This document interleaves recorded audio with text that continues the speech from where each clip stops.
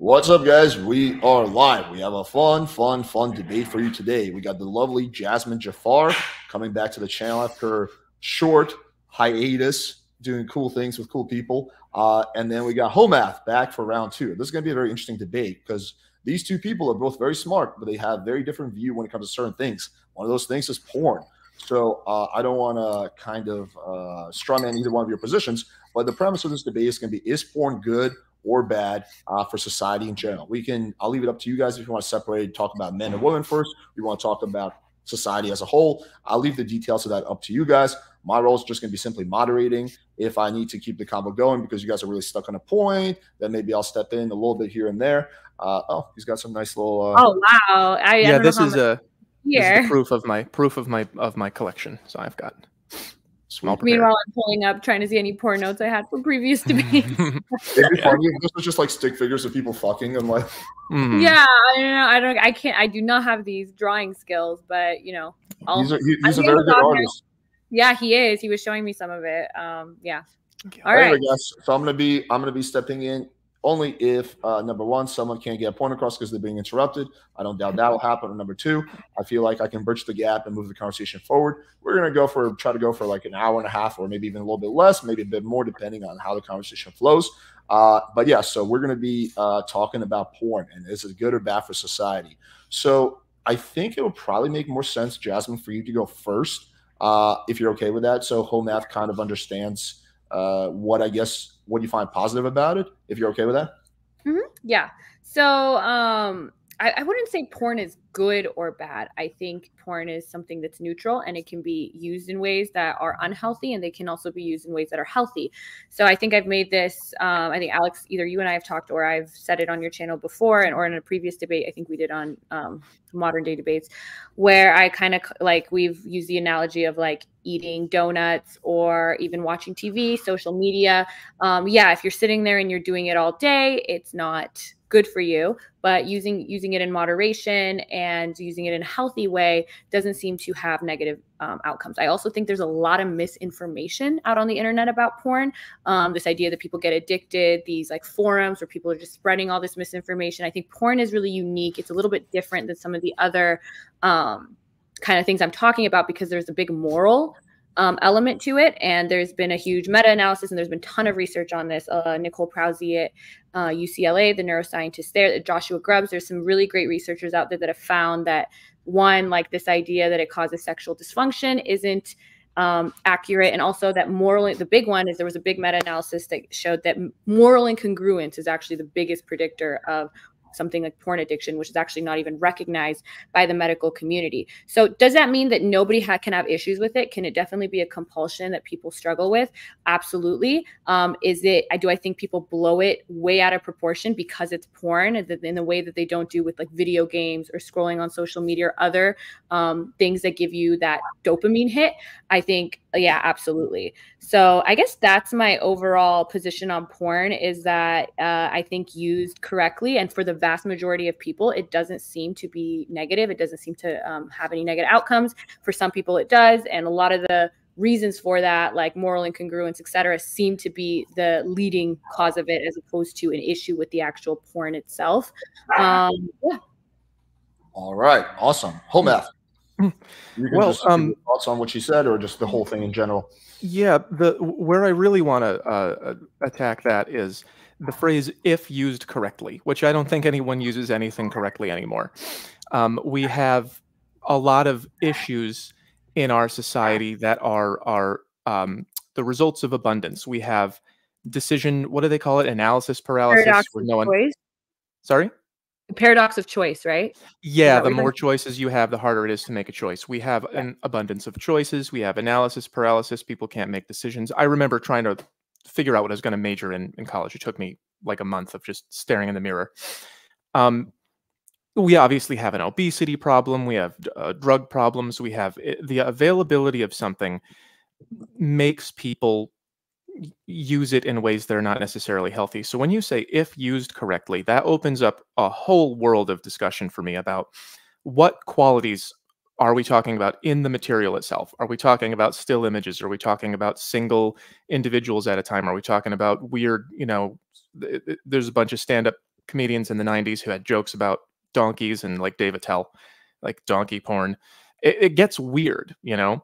So there's a spectrum of tame to absolutely unacceptable.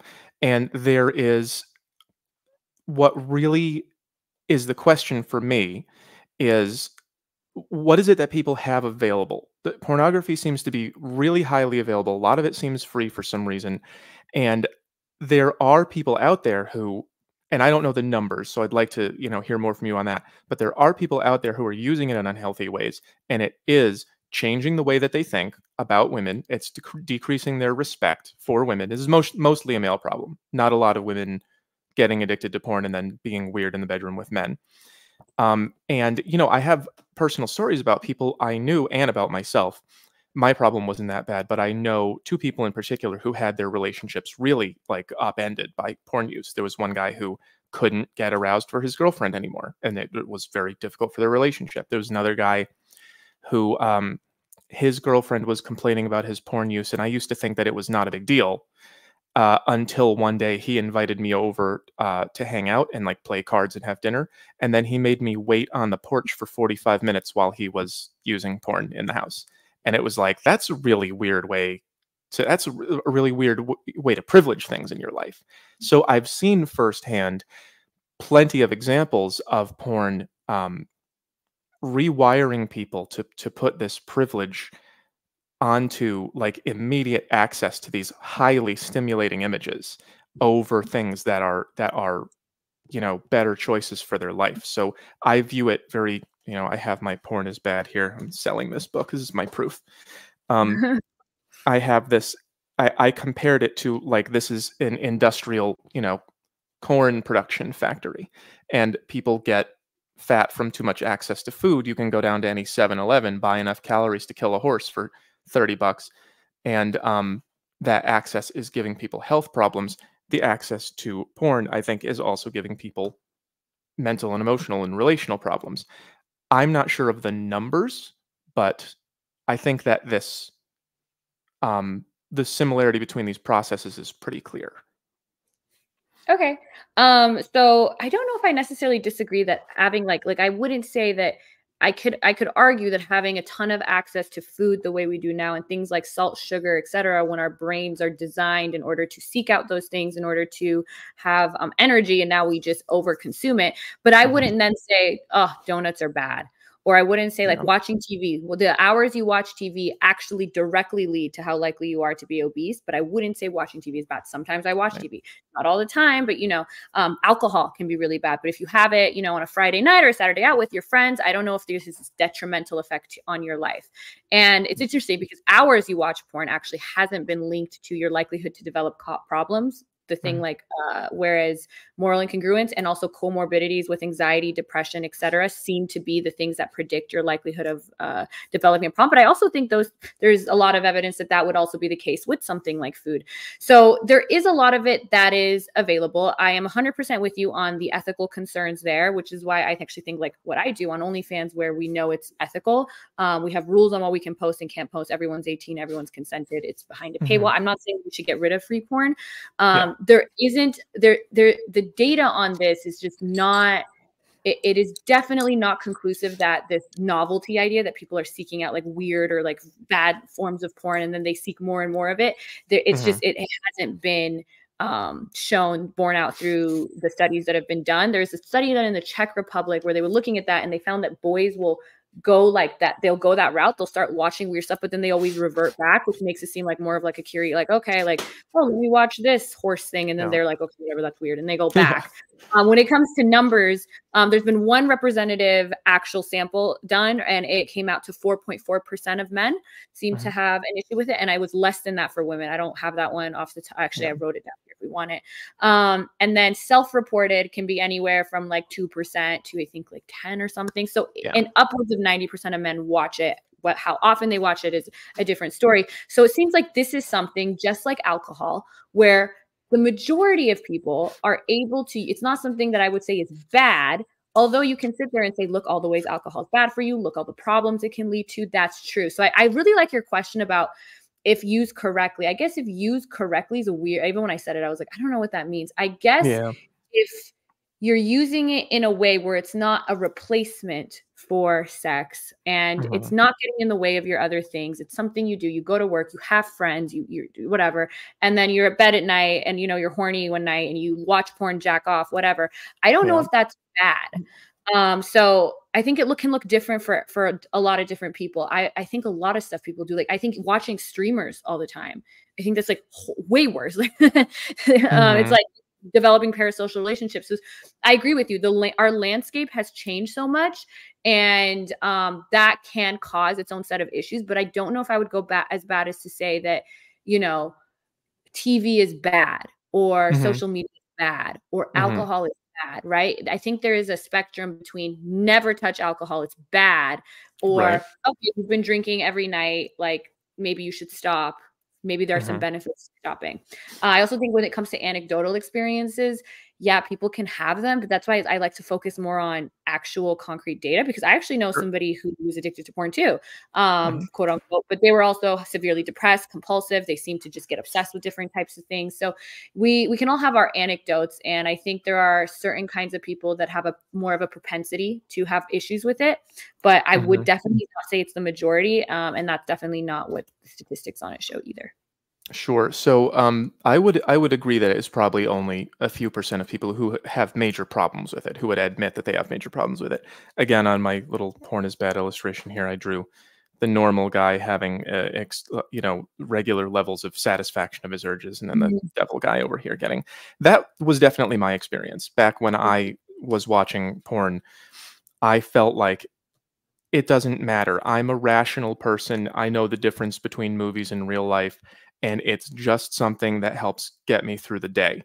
But as I began doing, more and more work on myself, more like spiritual, psychological, self-help type work, I started noticing how my attitudes towards women had changed. And even after quitting porn for like 10 years, I still have, like, they linger. It's like nicotine addiction, where you can quit and then years and years later you just get a cigarette craving. I feel it lingering. So what do you mean when you say your attitudes towards women? So one thing that I learned in college, I majored in communications, and we went over studies on pornography. And one thing I learned was that that pornography consumption was positively correlated with negative attitudes towards women. So women are just this, women are just that. Like when you hear in the red pill space, when you hear a lot of guys say things like, women just want 6 foot tall, this guy, that guy, some of that I believe is porn brain. I think a lot of those guys just have porn brain, and they're just saying women only want the kind of guys I see in porn, which I believe are superior to myself. I think this is like a psychological warping that happens when people consume too much extreme content that they wouldn't otherwise experience in real life. Does that make sense? Yeah. I actually completely agree with you that this porn brain thing, as an OnlyFans creator, I know a lot of guys like will come to me and they'll think that something's wrong with their dick, and they think all of us want like these huge massive dicks, and that's because they watch porn, when in reality none of us are measuring your dicks. Like, I mean, we're not sitting there like, oh, he was a 6-incher. You know what I mean? Not unless it's ridiculous in either direction. Yeah, exactly. Unless it's like extreme in either direction, but usually like they think that because they're so used to watching porn. So I agree with you there. The fact that it leads to more, I don't know if we're more misogynistic as a society now. I know what study you're talking about. There was another study that didn't find the same thing, but they found that it did increase those feelings in certain populations. Also, like there's been a ton of violent porn leads to more violence in society, which we haven't seen. It seems like it actually, if anything, even like Jordan Peterson has admitted as much, as it seems to either have no effect or sometimes it has like a cathartic effect. And there's less. Cathartic, yeah. So I don't know if porn has made anything worse for women, or relations between men and women in the sense that men are becoming more misogynistic in that way. Like, I don't know if attitudes towards women are any worse now, at least on a wide scale. Yeah, if you look at the red pill spaces, like you're gonna be like, what the fuck happened? But if you're looking at like the normal world, I don't know if the proliferation of porn, which came about in the late 90s, early 2000s, has really led to any worsening of that in particular. Yeah, I don't think I have enough information to make the claim that there's been necessarily a great increase in misogyny due to pornography. It's an abstract and complex topic. Yeah. What I'm focusing on when I think about pornography's effect on the male brain, because women are reading romance novels, which is kind of an entirely different topic and kind of not. I have videos on that too. About there's this girl named Abby who made a video about how she was just waiting for her 6'5" mafia boss boyfriend to buy her a villa or whatever. Um, it's related, but not exactly the same thing. The effect that pornography has on the male brain, I think, is. I mean, I'm trying to draw a little flowchart of it here. I think that there's a certain amount of effort, a certain amount of energy. He's busting out the skills, guys.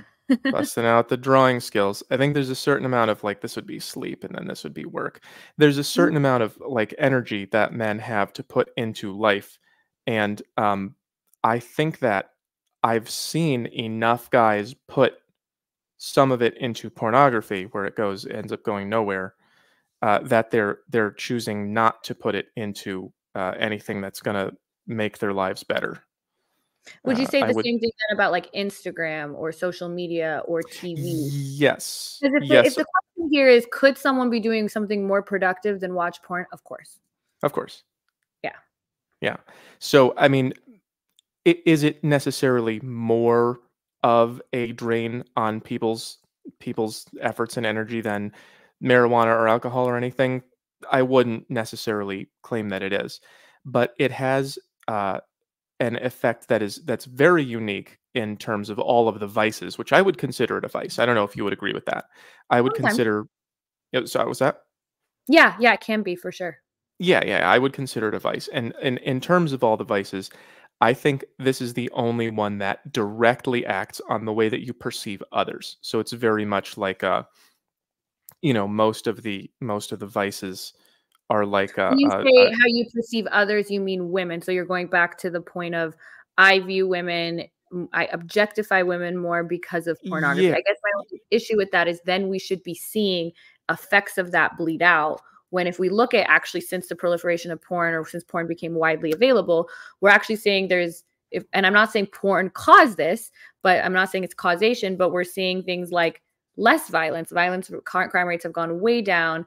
Like there's just like our society in so many ways is better than the 90s and Mhm. the early 2000s, and I would like to see some, I In guess, many real ways, yeah. world evidence Mhm. that porn has changed the way men view women in a way that has negative effects. How would that be measured? It's a very difficult question because if you're measuring incidences of violence or if you're measuring, things that are on official reports, it's really difficult to measure things like how happy our grandmothers were with Mm. men and how happy women of this generation are with men. It's I it's guess difficult to compare those things.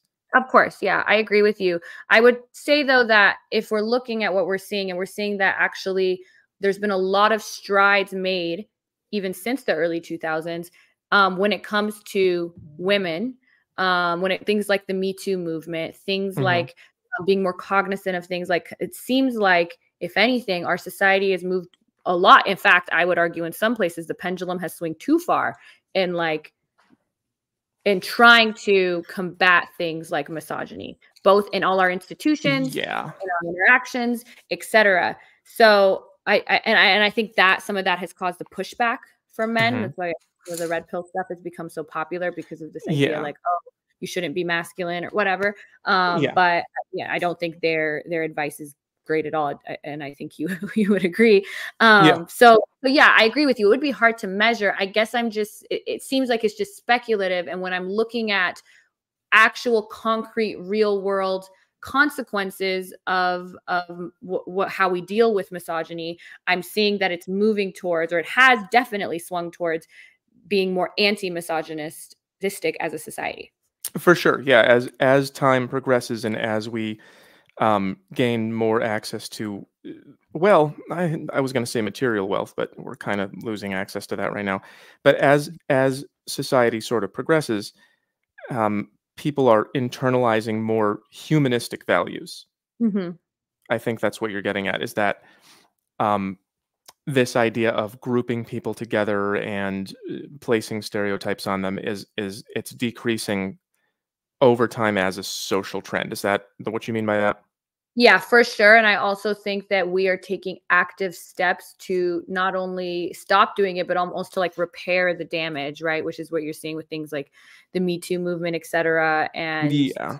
in all these like, oh, now it's like actually don't even smile at, those kinds of Yes, things. right. Yeah, overcompensations. Yeah, Yeah, kind of. overcompensation almost, because it's like as a society, we're all like, oh, I think if you were to look back to the times before porn, I think that things like catcalling or whatever was like acceptable. Like Oh, there yeah. were certain misogynistic behaviors and attitudes, but now like through education and negative social sanctions, I think those are being bled out. Now, is it true that maybe it would be bled out quicker or faster, or that porn is working against that? I'm not sure.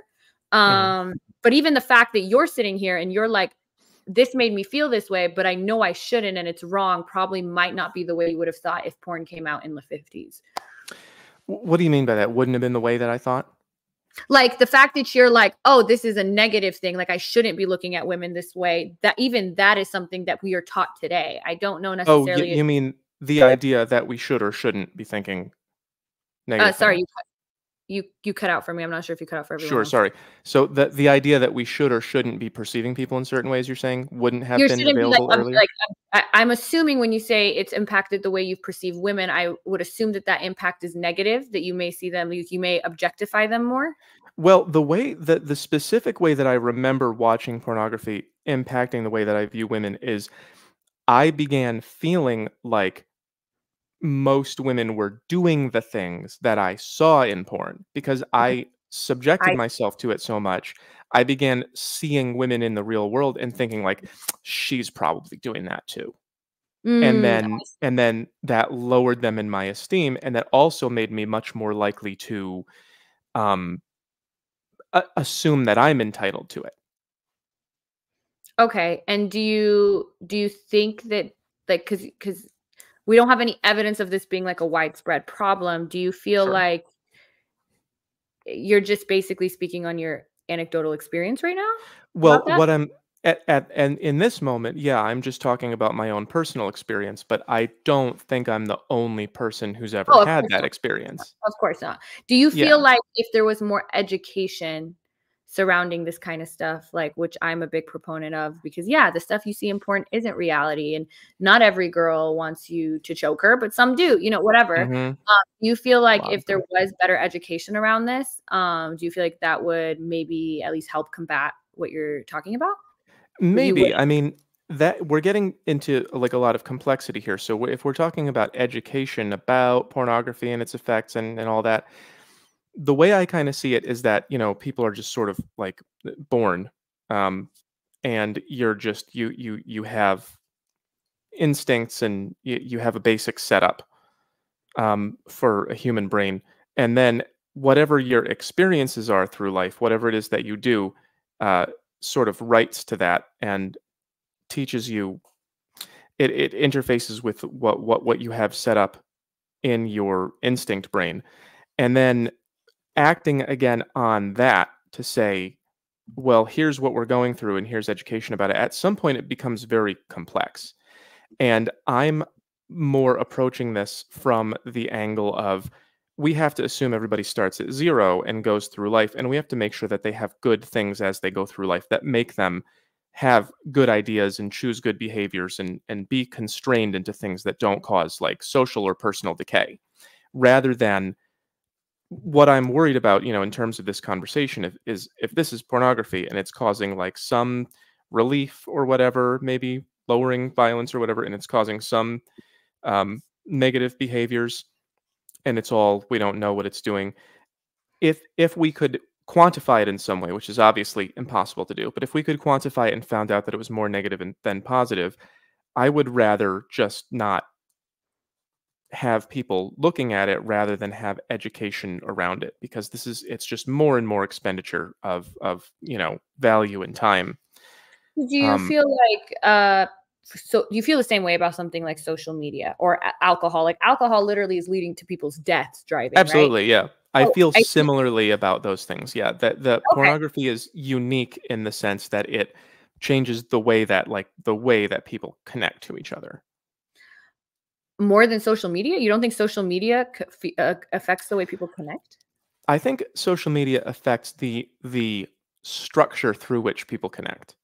I think that when people watch pornography, particularly men watching hardcore pornography with women, I think it can at sometimes, depending on how much, change very deeply how they view women, what they think women are, what they think their relationships with women should be.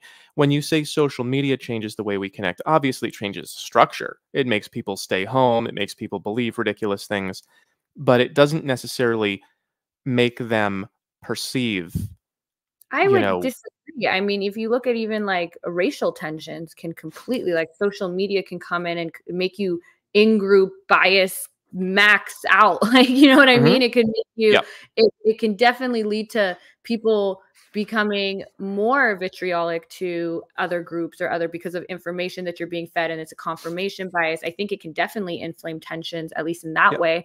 It also seems to vastly impact how likely we are to go out and make real life connections. And that's why I always try to use like people like watch streamers like 8-9 hours a day. Like if you're watching Yeah. porn 8 hours a day, like you're just losing your mind. I actually Yeah. think, and also like the instinct brain of like, oh, I'm seeing girls have sex, and I'm assuming other girls do that too. Well, for a long time, they made it seem like girls, like I was just talking to one of my friends who's like in his 40s, and he's like, yeah, when Mhm. we were growing up, like we didn't even know you guys had sex drives. Like they were just very much like Yeah. A lot of they guys did. still don't. Yeah, they think like, oh, women are just we don't get horny, and it's like sex is something you take from us, and we give it. And Yeah. obviously, I don't think porn is an accurate representation of what's going on with sex and women, but Right. I don't know if it's bad to know that women have sex. Like, I think one of the things I really like to do is I like to do stuff like this. I like to go live and talk about like psychology, a topic I'm interested in, and Mhm. then I go right after and do like a nude OnlyFans live stream. And a lot of people are like, oh, this was like weird for me at first because I'm so not used to my brain being like split up in these two ways. And but then once you get exposed to it, then it's like becomes normal. I almost humanize that experience. And so I'm a big proponent of doing more of that. Mhm. Obviously, the way you see women is going to be affected by the way they're depicted in a lot of forms of media. I wouldn't Yeah. say like in the 1950s, 1960s, where it was, there's all these women of just women barefoot and pregnant in the kitchen or all Mhm. those things. I don't know if our view of women now, because you see some porn stars and then you see some neurosurgeons or whatever, is necessarily being affected in a worse way because of access to pornography. And I would definitely say that if you feel that, then you would have to also know that there are a lot of people who have inflamed tensions now due to social media use when it comes to where people get their news from Twitter. Twitter is like the most inflammatory Yeah. place on earth. And it's definitely Yeah. affecting the way people view each other. Yeah. Sure. So like very broadly speaking, all these things do affect the ways that people view each other, but they're on very different levels. Um, some of these, like pornography, I think works on the lowest possible level of the brain. It's sexuality is a very basic, instinctive level. When we're talking about things like Twitter, it's more like group identity, which is a higher order. It's like a limbic system kind of, are you on my team or not kind of thing. What I do focuses really on what level of thinking we're talking about, and the lower levels are the most powerful. That's why I'm concerned about pornography in particular. I think it acts on the lowest possible level in the most profound possible way. So it sounds like you're saying, that pornography might have effects on the brain, but so does all these other things. And why should we not focus on those? Is that accurate, or No, is I'm that what saying you're? that I feel like pornography is uniquely vilified, and you're trying to, at least you are trying to speak to what you think makes it unique.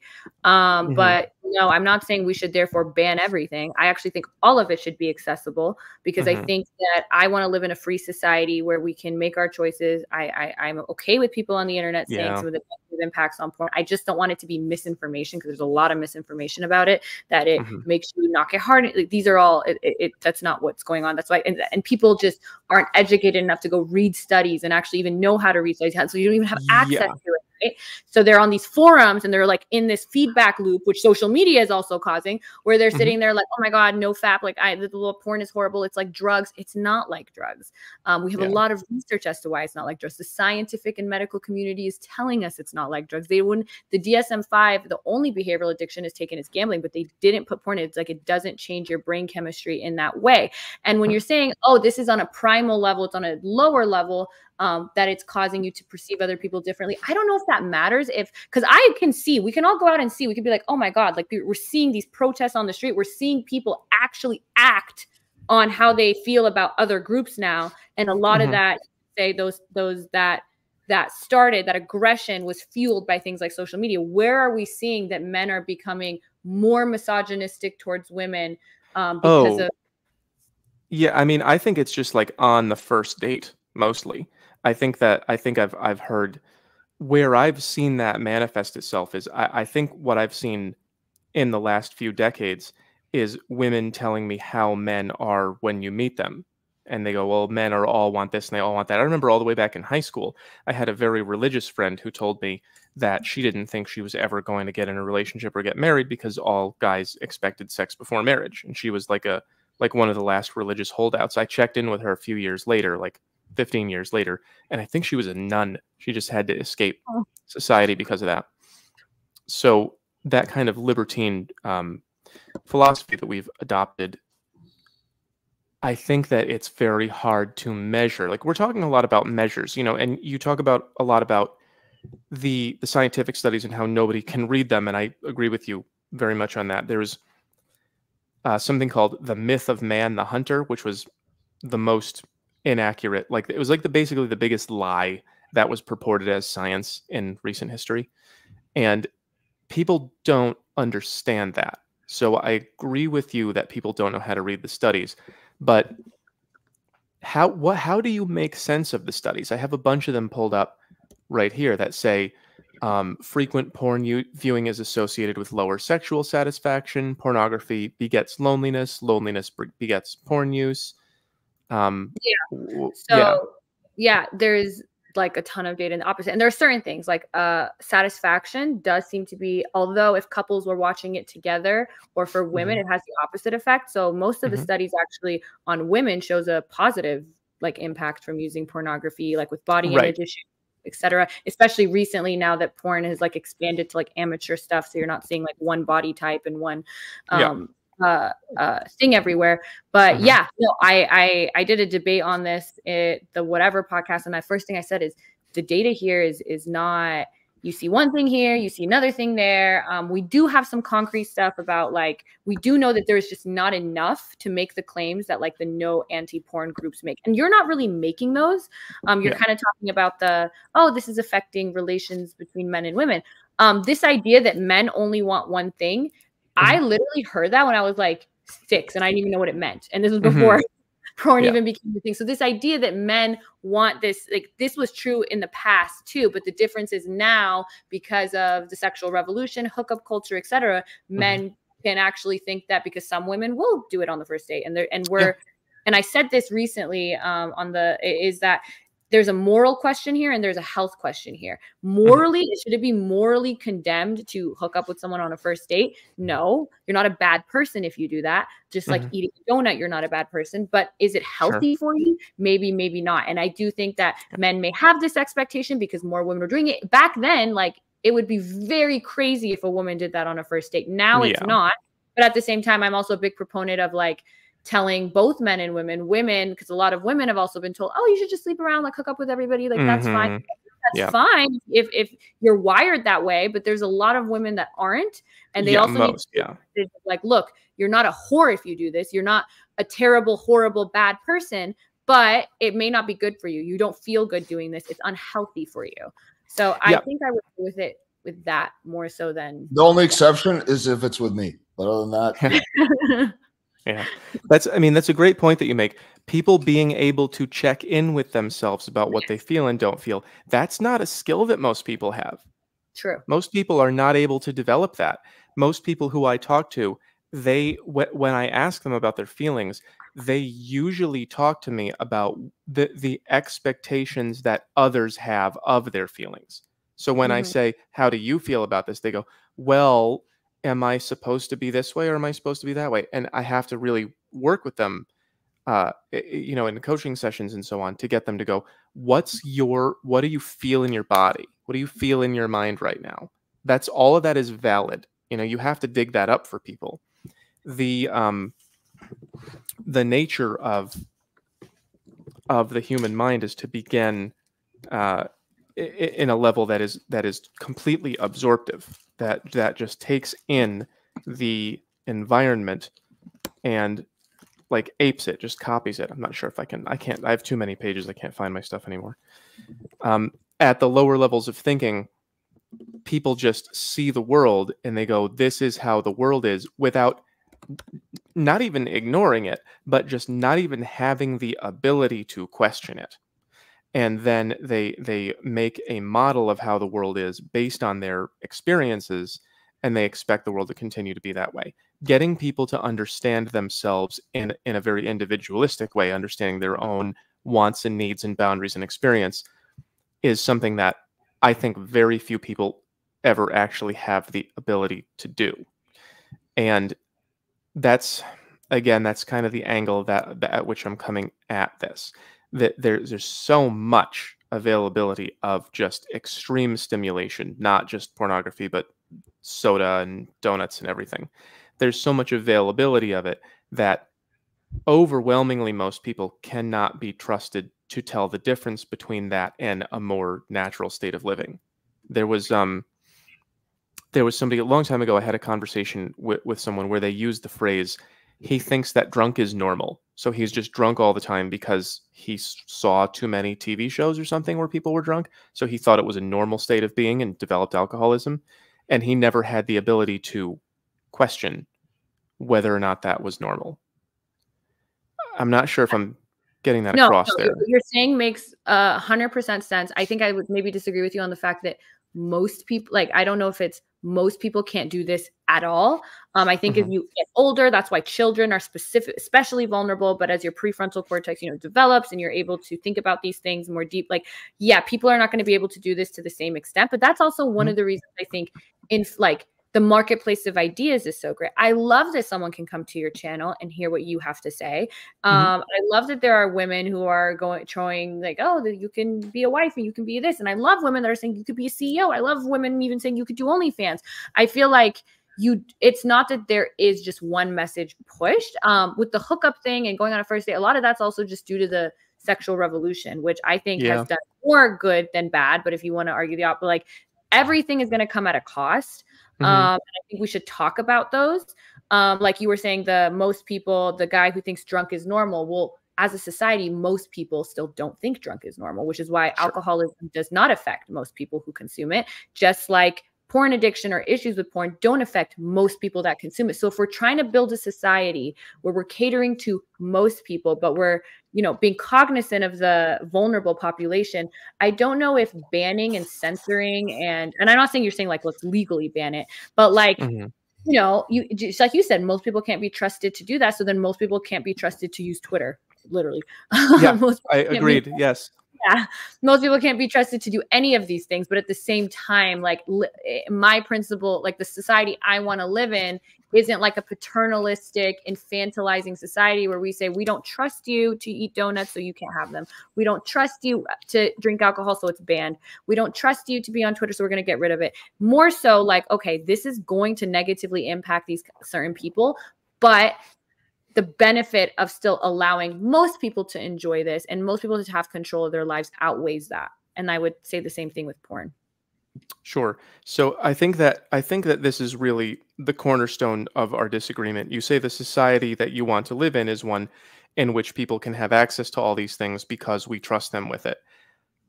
I remember feeling that way. I remember hoping for that world. I think that the major difference between you and me on this perspective is that I no longer believe that world is possible because of what I've seen people actually do.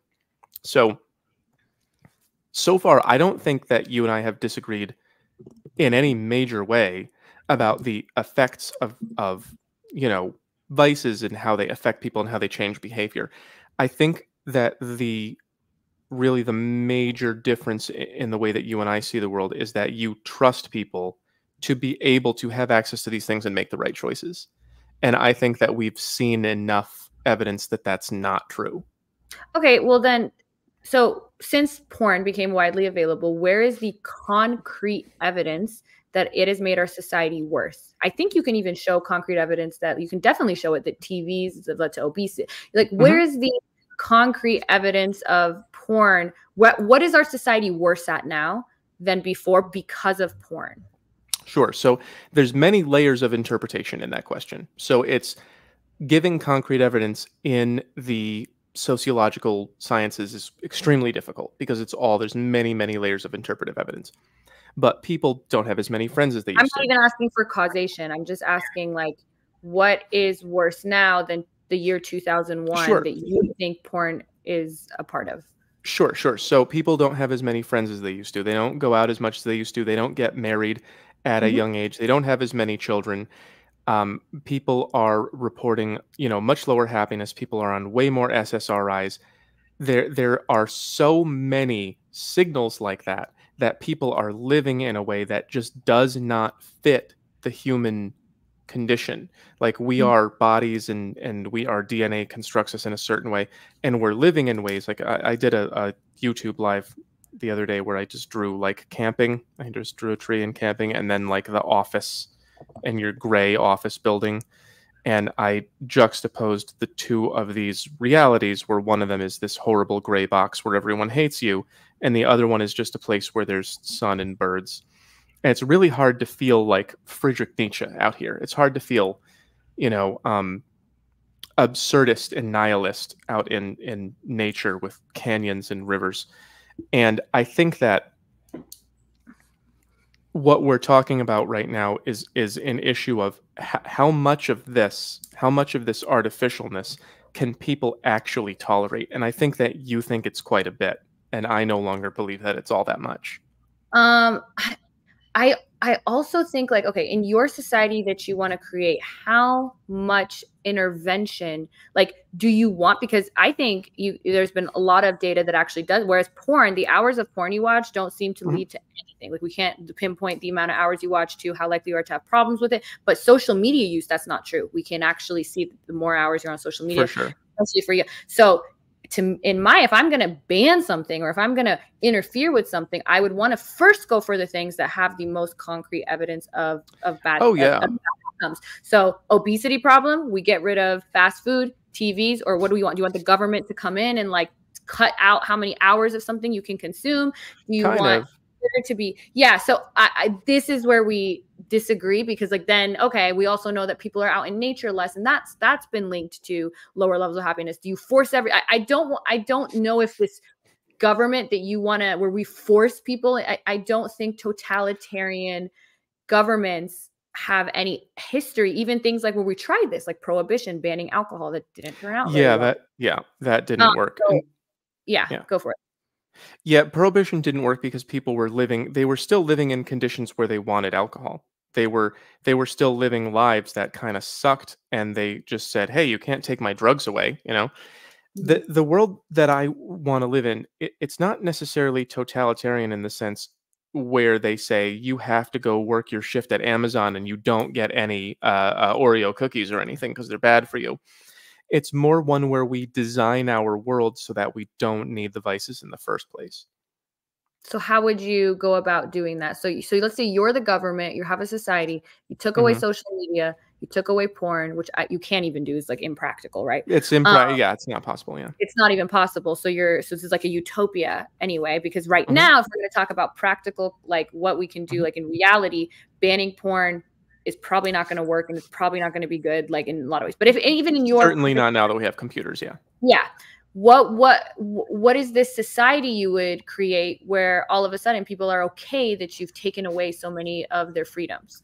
So back in, I don't remember when I Love Lucy was on, but there was something that really stuck with me where there was an episode of I Love Lucy where she was pregnant, but they were not allowed to use the word pregnant. They would say, "We're gonna have a child." They thought that the word pregnant was like too dirty. And back then, people were more innocent.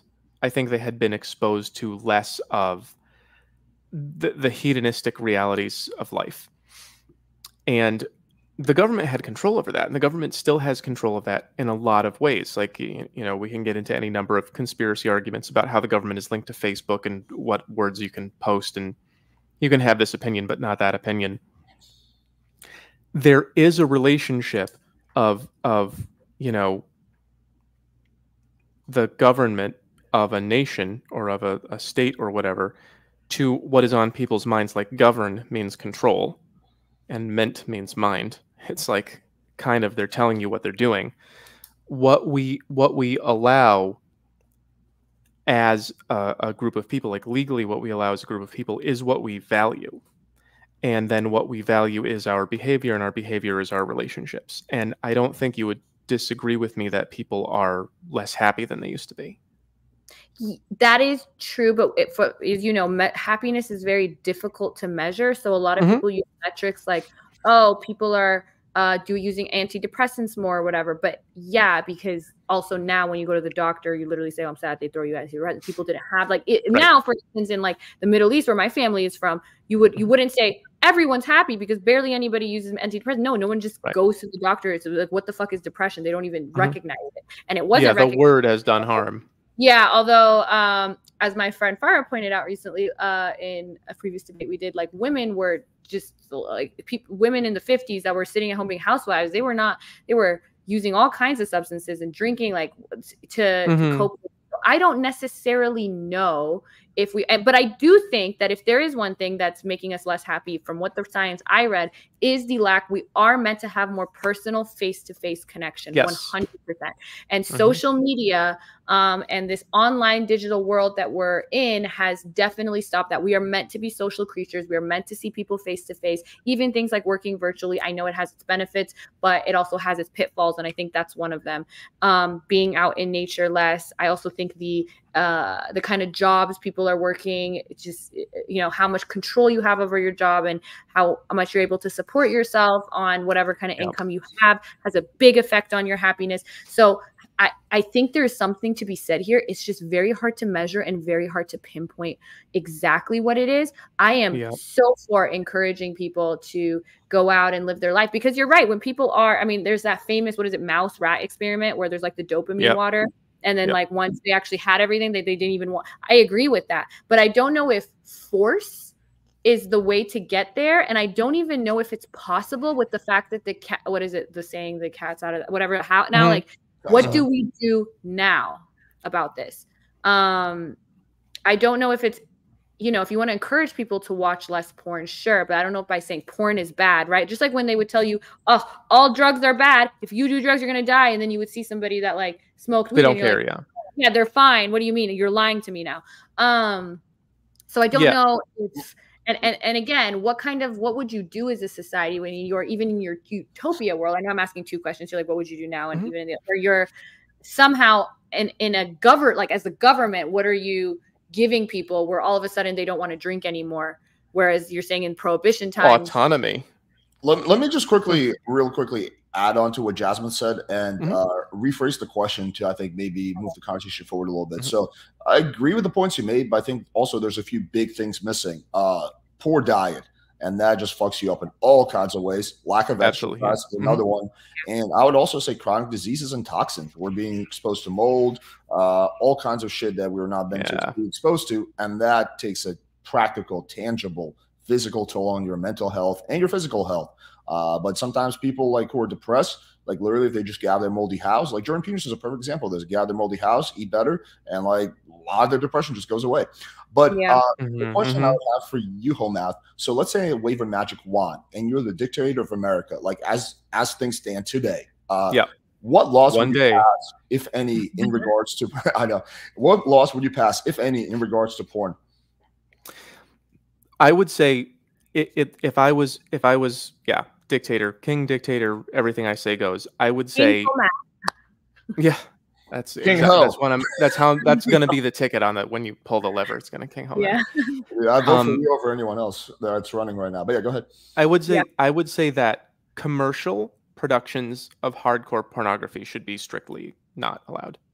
And what's your basis for that? Like, just because you don't like it, or because it's hurting the moral framework of society? Like, what would you say to the public on why you're banning it? I believe that the emotional experience of subjecting people who don't know better, like people who don't know how to read science reports, they're not going to be able to tell pornography from real life either. And subjecting them to the experience of thinking everybody's living like this except you is probably causing a lot of the bad behavior that we see in, red pill spaces and disenfranchised men.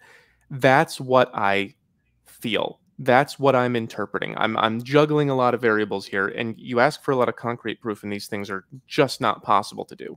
The sociological sciences are just they sometimes in some ways. I mean, even video games have more concrete evidence of leading to, and I don't even think that's super concrete. But let me just ask one more clarifying question. So, Whole Math, you said commercial production should be banned. Would that include things like OnlyFans, or that would be not included in that? Because commercial. I mean, are they? It depends what they're doing on the OnlyFans. Like, if it was my personal judgment, and there were girls who wanted to just get on an OnlyFans camera and say, "Hey, you want to send me some money? I'll take my clothes off." I would go like, "Fine," but I wouldn't love it. You know what I mean? I would say just as a dictator, like just purely in terms of law. So what about like girls who choose to have sex with their boyfriends, for example? Would that be allowed, or would that be banned? I wouldn't. No, I wouldn't want that. I wouldn't want people to actually witness the act. It's an unnatural thing to see in real life. You don't see it at the grocery store. You don't go out to the bar and see it. Well, in Miami, sometimes. Yeah, sometimes. Also, I don't know what you're doing with your life. In previous like the Egyptians, the Vikings, like they actually used to be, you would see like they literally would, like, you see their old their carvings on the wall, and there's like dicks going into butts. Like they barely wore clothes to cover up parts of themselves at the time. So I don't know if it's unnatural as human beings, because we are animals at the end of the day. You can I really think you'd be a great father, more so than a dictator. I mean, what's the difference, really? I think dictator, like if you're talking about government, a lot of people, when the government intervenes as your father, we don't like that, and it doesn't seem to work as well as when you do it at the level of the family. I do think parents need to be very much on top of this, but I think you can't make that argument about commercial production of porn without people watch violent movies or video games for sure and feel like, oh, this is and it leads to that. Social media definitely gives them a perception of everyone's living this life except you. I mean, it does that even to people like me, and I feel like I'm pretty well, balanced in this way, and I know, like, logically, okay, like this is what this person is showcasing, and it's not reality, but it feels like it is. So would you, in your role as a dictator, also ban things like social media and violent movies? I would, yeah. So I would, if I was king dictator of Earth, I would absolutely create psychological tests for people to determine, are you capable of understanding these things that you're looking at? Because there's a lot of people who will view something, who will look at a movie and view it as reality. There are a lot of people who really should not be trusted. Like one of the things I talk about constantly is democracy, and how it's such a terrible idea, because it seems like everybody agrees that the average person is stupid. Everybody says there's a lot of really stupid people. But then you also want democracy, which is like, let's ask the average person to write all the laws. That doesn't make very much sense. I don't think we should be enabling the weakest parts of people to create our world. Because I released this today. I have this whole mind map that I'm working on called Self-Maximize. And it's everything starts with desire. This is something we don't recognize about ourselves. We think that everything starts with thoughts.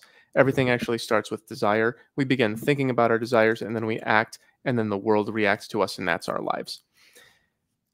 A lot of people don't understand this process deeply enough to be able to have a bunch of things thrown in front of them that make them unconsciously act on their desires. That's really what I'm talking about here. That if we, Oh, sorry, go for it. I don't want to interrupt you. No, I was just saying, if we have a way to control, if people are really unconscious about this, which by vastly most of them are, if they're unconscious about how their desires become their thoughts, become their reality, and we began throwing things in front of them. The example that I always use is grocery stores. If you have a grocery store that's 99% nuts and soda and garbage, and then the vegetables are just in the corner over here, everyone's going to be fat and sick. But if you have a grocery store that has only like this tiny little corner of junk food, people are going to eat a lot more healthy. People are mostly unconscious. So what you give them is going to determine their choices. That's the way that I'm approaching this argument, is like, if we keep giving people unlimited access to pornography, it's like a grocery store that's all donuts and soda. The thing I would say to that is, I don't think there are any example, like, because listen, like I said, my parents literally left Iran, and Iran does everything you say. They ban porn, they ban this, they ban that. They try to make people live clean, live like. There is not any example of, I agree, democracy has problems. We're like, the fact that we are billions of people trying to make a system, you can't be perfect. This idea that it's going to be perfect, that democracy is going to be perfect. And no, actually, that's why we have things like senators and whatever that vote on stuff instead of direct people, because our founding fathers actually did see this coming. Although it did kind of come back to bite them in the ass with the system we have now. But yeah, that's true. But this was a concern that they had. I don't think our system's perfect. No, they absolutely did. They clearly like eloquated that. Like, yeah, the average person is way too fucking dumb to make these decisions, which have a representative democracy. And it was different back in those days, because it wasn't like, you know, it is now, where the delegates are kind of just ceremonious or whatever. Back then, actually, the delegates were the ones who made the decisions. So it was quite different. That's true.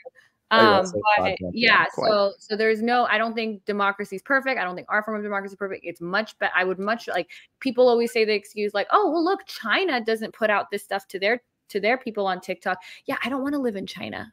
If you do, I feel like people can go live there, but I don't want, there's a reason that people like America for its freedoms and the West for its freedoms and its belief in individualism is what is so attractive to so many people. I also don't know if having like a tiered system based on essentially IQ on what you have access to things, like, okay, you're gonna take a test, and if you're too stupid, you can't use the TV, or if you're too stupid, I think that would cause mayhem. I think you would be the most hated dictator.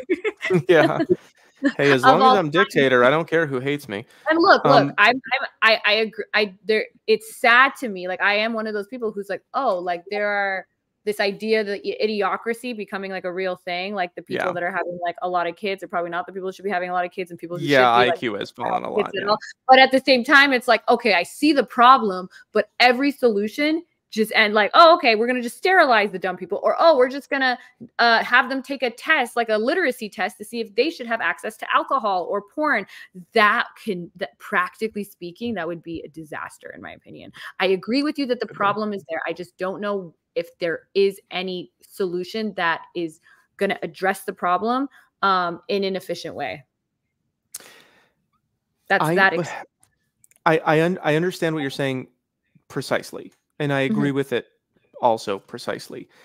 What I'm trying to articulate, which is really so hard to put into words, and what I'm trying to do with this thing here, is that I believe that there is a system.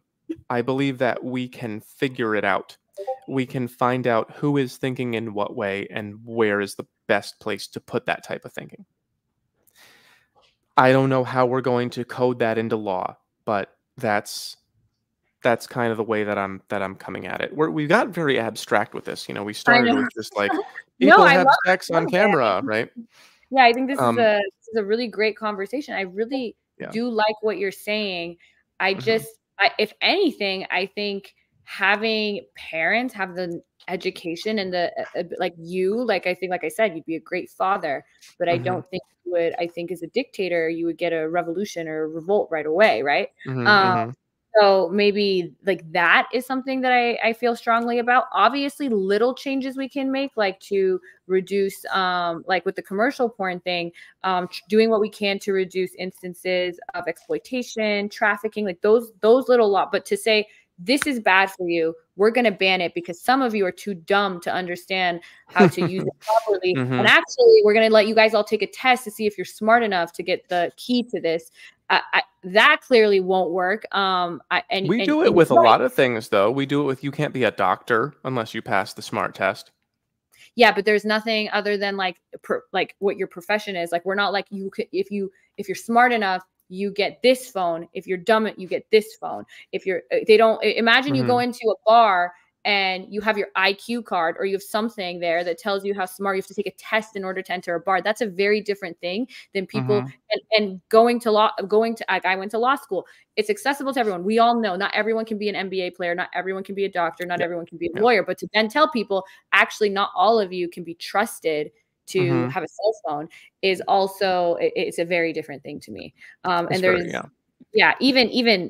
even the craziest of governments haven't attempted something that drastic and extreme. So I get what you're saying. You're like, here's the problem. If there was a way that we could make sure that everybody was getting the stimulation and the resource that was best suited for them and their brains, I would love that. It's just not possible. So with things that the majority of people aren't abusing, like alcohol, although it does lead to really dire consequences. It's a small percentage of people. I don't think that now, the law student who's like worked all week and is like, I can't wait to go to, we call it bar review, where you go out with your friends and to the bar after.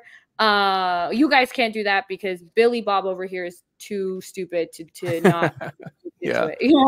One criticism of what you're saying is that, and this is just, again, I'm not trying to like enter a debate, but just like a potential criticism would be like, it's a very heavy-handed governmental approach, like bordering on, well, actually, like right up there with like, what like China does, right? Where like you can do this, you can't review that. This website is off limits. It's very heavy-handed, and I'm sure that has its benefits. But would that not be a concern to take like such a heavy-handed approach with? Well, we're doing that anyway. People still talk about America like it's the land of the free. We have very few freedoms left here.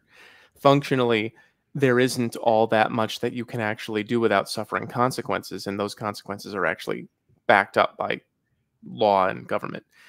We differentiate ourselves from China in a lot of ways that don't actually make that much sense. We have, China making this and that thing. We have credit scores that determine what kind of houses you can buy. We have there's government surveillance of all kinds. There's the Patriot Act. There's all. We're already pretty far into that. And I'm not saying that what we need is more. What I'm saying is that what we need is there needs to be. It is more. The very few freedoms we have, dictator Homath wants to take away. And I want to give people back specific freedoms and remove other ones. Well, I would say though that I hear this argument sometimes, and again, this will be the last thing I say because I don't want to like start entering this debate, especially on a slightly different topic.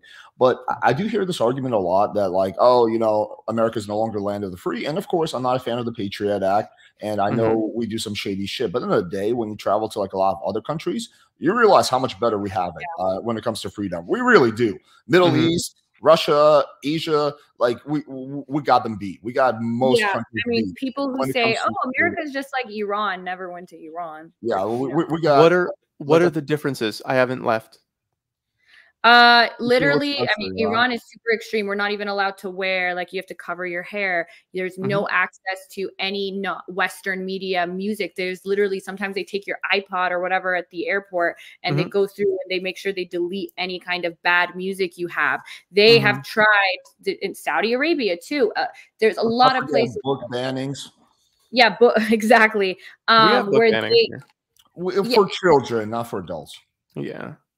And that matters. That very much matters, to ban access to something and those people, it's not like those countries are thriving in any way because of it. It doesn't work. And also when you're talking about, we discriminate based on credit score. So not to get like lawyery here, but there are certain things that we, as a society, I think rightfully and also legally, we can't discriminate right off based off like race, based off certain things. And so allowing people to have a credit score where anybody can essentially prove themselves. Now you can say, okay, well, some people are more privileged and some people, of course, there's inequality that happens, but that's completely different than saying, I'm going to make you take a test to see if you can have access to the same forms of entertainment as other people, or if we can't create a society where, as much as I would like that, to create a society where only smart people get to print, and then we keep the dumb people all locked away and feed them veggies and tell them, just go do something that's good for you. to give credence to what Home Math is saying is that we do have like a driver test, right? Like if you want to drive a car, you have to pass a test. If you want to drive a truck, that's a special test. If you want to drive a motorcycle, that's a special test. If you want to have a certain type of firearm, there's a certain, requirement, right? So there are things, but it seems like the things where we have like standards of testing are things that can directly hurt another person. It seems that when it comes to things that can hurt us, like fast food, right, which is horrible, or like fucking lack of exercise, or all of that shit, cigarettes, alcohol, both of which are probably worse than most drugs. It seems like we allow people a good amount of leeway when it comes to things that are like personal, things that could personally hurt you. But when it comes to hurting other people, that's when the government tends to get heavy-handed, and that's probably a good thing, honestly. Yeah, I agree. I used to do guardianships, conservatorships, and one of the things was a limited guardianship. You could pick or the doctors would basically determine if the person still had driving rights and voting rights. And those things are things that, like you said, if somebody's cognitively impaired in a way that they can't drive normally, I don't want my parents on the road with them. I don't want any, you know what I mean? Whereas like if somebody is just really like stupid and is going to follow like MAGA content on the internet, like I think it being heavy-handed in that way is so much more difficult, and like, oh, take this away, or you're not cognitive. I don't know, like, the cat's kind of out of the bag with that. Like the way that content has become anything that people want it to be, it seems like it's made a lot of people go completely insane. I agree. I 100% agree. I think the algorithm and the echo chamber and all of that has made people on the internet go nuts. Now, I don't think, even when you look at things like deplatforming certain people, it doesn't seem to work. Like we look at Andrew Tate, we can look at Sneeko, even people like Nick Fuentes. Crazy. People still talk about these people almost more in a way. For sure. I don't know if I agree with that, Jazmen. I feel like, if Andrew Tate got cut down at the knees when he got banned. Yeah, like really, and then he's literally doing like BBC Piers Morgan, like things that he wasn't even doing when he was before he got banned. He was the only thing people were talking about every day. I still see him all over. I don't know if other people are posting him or what. It is other people. Like on TikTok, literally, I've had this happen. You cannot do a single thing about Andrew Tate if it's not super negative. So I've done neutral videos like Andrew Tate said this, something totally uncontroversial. Here's my thoughts. Instantly gets taken down. So TikTok is super heavy-handed with that. YouTube is more like, but yeah, anyway, I'll stop. No. So we already have a crazy dictator doing weird shit. Well, to be fair, those are tech companies. That's not the government. Yeah, I was gonna say I am actually for TOS. Like I think that it shouldn't be like, oh, only you can have this opinion, not that opinion. You can't talk about. I don't believe in that. But if like somebody's coming on and saying let's kill people, like, I believe in TOS and I believe in deplatforming them. My point here was that deplatforming, even if I guess maybe I'll agree with you, it's cut down, even though I don't know. It doesn't get rid of these people necessarily. I don't know if kicking them off, especially legally, like there is a difference. People feel very different about, which is why we have the government we have, where our founding fathers didn't want them to like establish a religion, or they wanted to give people as much freedom as they could. Whereas a company saying like, hey, on our platform, you can't do this, that's different. And I don't disagree with that. And even legally, like we have free speech, our rights are limited, but typically we try to limit them as little as possible so that they don't infringe on other people's rights. America, which I think is one of it has its problems, but I do think it's better than China. I do think it's better than Iran, because America very much wants to let people have the freedom to pursue the things that they find conducive to their happiness and stuff without infringing on people's individual basic rights in that way, and protecting those rights. If anything, I think we're going in the wrong direction though. Yeah, fair enough. Let's redirect. Actually, this is a good question that will allow us to redirect. So this is going to be a question for both of you. So Jazmen, for the average guy, what would you say some benefits of porn might be? And for you, it's going to be the inverse of that same question. I don't know. You want to start, Jazmen? What would you say for the average guy? Would you say some of the benefits of porn might be? Can I make it benefits of like OnlyFans, because that's what I do, and I've seen that. Yeah, go ahead. Yeah, So with OnlyFans, there has actually been 2 studies now that show that people actually they become more comfortable with their sex lives. They become more educated on it. I can tell you OnlyFans is very different than porn sites, and the site that, like, when I go live, all I'm getting is questions like, what's the best way to finger somebody? What's the best way to play with somebody's clit? What kind of dicks do women actually like, et cetera, et cetera. And I can sit there and give them, at least based on my, like, oh, this is the way that feels good. Focus on this. Blah, blah, blah, blah, blah. We don't want huge dicks. And that has also been reported that people actually reporting an increased satisfaction in their sex lives with use of OnlyFans. Now that's very different than like going on a porn site and seeing like 10 people getting gangbanged or whatever with 12 penises. So I would say that is one of the benefits for sure, that education aspect.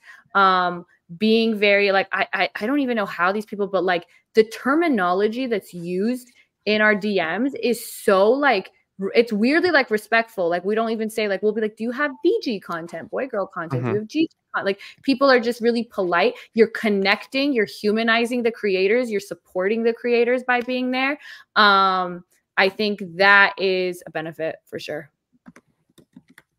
Okay. I have to admit, I really don't know what's going on OnlyFans. I don't know what type of content it is. Well, it can be all kinds of content. For Jazmen, I believe you do sex videos, right? This is one of the things. Yeah. So like Jazmen does sex videos, but she does it with her partner, the guy that she's seeing. So she's not like doing like crazy gangbangs. Right. As far as I know, I don't know. I've never seen her OnlyFans, but so the way that you're talking about it, Jazmen, it makes it sound like you have these very, I don't know, I guess I just want to say sad, like these broken off guys who no one's accepting them. They don't have any opportunities. It's very mystified. Their parents are not teaching them. They're not learning through TV. They don't have anything. They just get born. No one tells them anything. Everyone assumes that they know because they know. And they end up coming to you or some other creator and saying, what really are girls like? And then you tell them. And that sounds to me like a more healthy application of this kind of thing. I guess the only pushback is I think society is telling them like, oh, you need like watching regular porn. You need like society is giving them messaging that's a lot of times wrong. Like, if you watch just regular like mainstream porn and you're like, this is what women like, you're missing a lot, right? And we all know I've seen that. Yeah, I do want to push back against this idea that these are all poor, lonely men.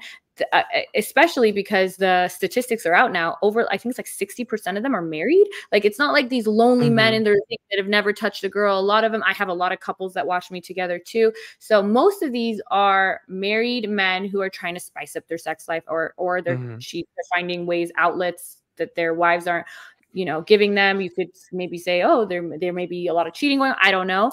It also seems to be that people who have more liberal attitudes towards sex tend to gain the benefits of things like OnlyFans more so than people who have conservative values surrounding it, which kind of coincides with the foreign moral and congruent stuff. So it's really kind of a question of whether we're educating people or perverting them.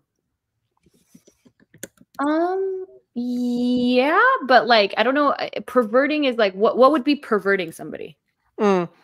Giving people ideas about what works in real life that doesn't work. Like one of the things that I go over with my clients a lot when I have coaching clients and when I talk to people on my videos is cold approaching. This whole cold approaching thing where guys are just running up to girls and going like, hey, do you like me? You want to give me your number? A lot of these interactions are negative for the women. They don't want to be approached by these guys, and the guys don't have the skills to understand when this woman wants to be approached and when she doesn't. And women report like, I don't like that. I don't like when strange guys run up to me and pressure me like, oh, you should like marry me and have sex with me. That's something that it's a skill issue. And I think that anything that gives these guys more skill to understand how to do these things better and how to not, because I talk about the dating pool a lot. When you go and you create that pressure in someone, that negativity, they just drop it back in the dating pool. And then when you go back, now you're talking to girls who've had 30,000 guys run up to them like they're entitled to their attention, and they're very defensive and very, upset about it. Anything that removes that pressure, I'm in favor of. And it sounds like what you just said to me sounds like that's what you're trying to do. You're trying to tell guys what it's like and help them understand things in a more measured way. Mhm. What I'm worried about, and what my personal experience was that there's this unlimited access to any kind of depravity that you want, and you begin to view that as normal because you're not capable of separating your lower brain from your higher brain. And you start thinking that the things I've seen on the computer are things that are happening to everybody but me, and I have to, for some reason, watch it on a screen, and I should make it happen to me in real life. The Yeah. balance of these things is it's a really, really difficult to understand. Like there isn't any way to concretize that. You can't make it concrete. Yeah, I would agree with that, except the only thing I would say is this mess, like, even if you look at movies, like, everything in movies is unrealistic. The way they depict love is unrealistic. Disney movies, which are literally fed to kids, have this, like, Mhm. idea of love, and people think, oh, everybody has a boyfriend, everybody's in love. Yeah. Even me, when I was growing up, and I see all these movies where somebody like shows up at your door with like a horse and flowers, and then when my Mhm. boyfriend didn't do it, I'm like, well, in this movie, look at this. Oh, look at the Notebook. Look at this. This is and those things are very unrealistic too. The way just Yeah. media depicts relationships. Yeah, we definitely have a problem with media in all forms. Mhm. Movies, TV shows, music, like the way music talks about love in a lot of ways is really unhealthy. Mhm. It is giving people a false, like, people don't know. And these are things that I wish we were better educated on. How do you communicate in a relationship? You're not going to learn that really by watching a romance or a Mm-mm. rom-com, right? You're going to No. learn the wrong things to do. And again, yeah, if you're watching just hardcore pornography on Pornhub, you might come away with ideas about sex that are not realistic. I just Mhm. don't know if banning everything or forcing, like, if you go to Hollywood and you're like, stop making Disney movies that romanticize this or that, I don't Mhm. think that works. Mm. I'm gonna make a video coming up. I mean, I promise a lot of videos. I don't make all of them, but there's one that I want to make on the way that Disney sucks the value out of the stories that it tells. Like Cinderella, Mhm. when I watched it as a little kid, the message I got was that Cinderella was special and beautiful, and that's why the prince chose her. The real story is that this was a woman born into royalty, but she didn't know it, and she had to do a lot of hard work, which gave her character, and that's why the prince liked her. Mhm. That was missing from the story that I saw. Mhm. Excalibur, Arthur, Sword in the Stone. When I saw the Disney movie, he pulled the sword out of the stone and there was light just shining down. Ah, he was Yeah. just chosen by the gods, and that's why he got the sword. In the real story, the reason he was able to get Excalibur out of the stone is because he used appropriate force rather than maximum force. And so Mm. all of the dumb, ugly bullies who were just like, "Rrr," they couldn't be king because they didn't know the difference between the right amount of force and the maximum amount of force. Mm. Subtleties like that in the stories we tell, that's really the foundation of the argument that you and I are having. It are we telling people the right ways to live, or are we telling them the wrong ways to live? I don't And think we're telling them the right ways to live, but I also don't think that we should come in and force people to tell the stories. I think if you don't like other people's stories, tell better stories. Expose them in a YouTube video. You can't. I don't think the answer is to well, come I in and am. yeah, no, I love what, I mean, I haven't watched all your videos. Maybe there's some terrible thing that I haven't seen. Maybe. So let me know. Post, but He's pretty solid. I'm solid. huh? Yeah. He's solid. Yeah. I didn't know what I was expecting, especially with the name Homath. I was like, Mhm. oh. Well, I told you, he's like a logical, chill person. He's not like a crazy motherfucker. Yeah. I didn't know if I was like, is it a black? Especially for some reason now, when someone doesn't show their face on the internet and has like, I assume they're black pilled because I feel like a lot of Mhm. black pillers don't. So I didn't know exactly what I was getting into, but no, I'm just terrified of woke people smashing my window with a brick. You know what? Fair. And I'm not knocking you Yeah. for that. I'm for people keeping their Thank you. anonymity on the internet. Yeah. But yeah, I guess that's what I would say there is. It also works better for the algorithm. Anti-Prophet told me that he thinks a big part of the reason his channel's gone so viral is the mask. Mhm. But anyway, sorry. Mystery. Women love mystery. To work like that, we want to show as much as possible. Mhm. Yeah, actually, speaking of that, Jazmen, like half the chat has been complaining. Why is Jazmen wearing so many clothes tonight? Like, why? What? I honestly, I'm not. If I went like this, or you can literally see my whole bra under here. Oh yeah, look at that. Go like this, you know. It is a lot of I fun feel like to I do. owe you money now. 5 guys just came. Yeah. I hope I didn't bring the viewership down with my wardrobe. No, you're good. I think probably you doubled it. Yeah. Home math. I want to ask you an inverse of the same question. What would you say the negatives are of? You say you don't know much about OnlyFans, so let's just talk about regular pornography. What would you Mhm. say are the inverse of the negative effects of pornography on the average man? We're not talking about like the extreme case who are addicted, just the average guy like me and you. Okay. The average guy, I think the negative effects of pornography on the average guy are it makes him feel like he's missing out, makes him feels like he's entitled to things that he hasn't earned. Like women have to approve of you before you get to touch them. And pornography, I think, makes guys feel like I'm entitled to women and I'm entitled for this woman to do this thing.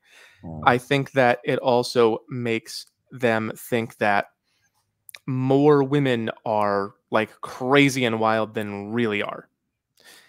This is something that I mean, I've seen it in myself and other people, especially when I was younger, that exposure to the visual imagery makes you treat more innocent women like they're not innocent. And then the women, I think that they're naturally predisposed to just react to expectations.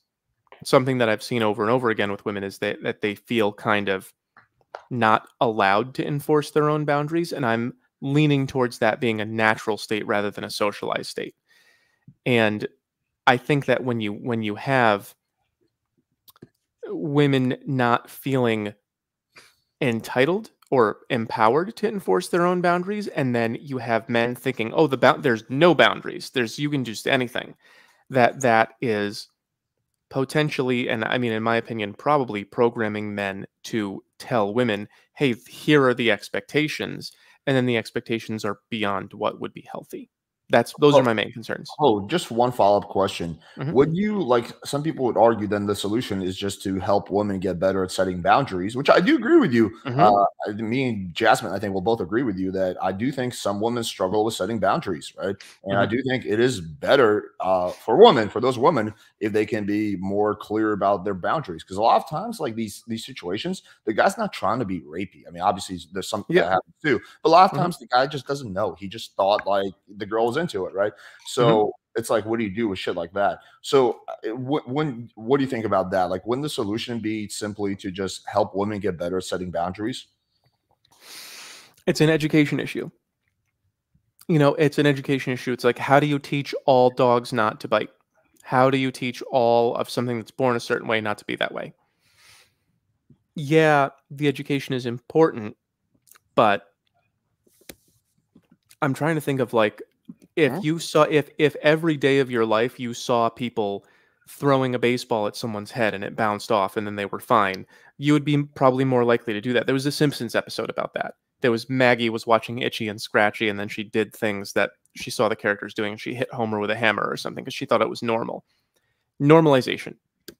I think exposure leads to very rapid normalization. And there are some things that we probably don't want to normalize in our culture. I guess, yeah, like I see your point that like in a lot of like pornos, not that I would know, well, actually my days when I used to watch a shitload of porn, it's Mhm. like the plot is always like it's shit that typically The wouldn't plot. happen in real life. Like Mhm. the fucking like the plumber, like like okay, the guy's the plumber or whatever. Or let's say the girl's like the male woman. She comes to the house and she's like the hottest male woman ever. And then within like Mhm. 2 minutes, she's like sucking his dick. Or the guy, Mhm. my favorite, I had a friend in high school who was obsessed with this like line of porno. He'd be like, "Yo, dude, you see this one?" And essentially, the premise was it was called like Big Sausage Pizza. The premise was that the Mhm. guy would show up to the girl's house as a pizza delivery driver, but his dick was in the box, and Mhm. then somehow that wasn't obvious because like if you're holding a pizza box like this, like that's the Yeah. only normal way.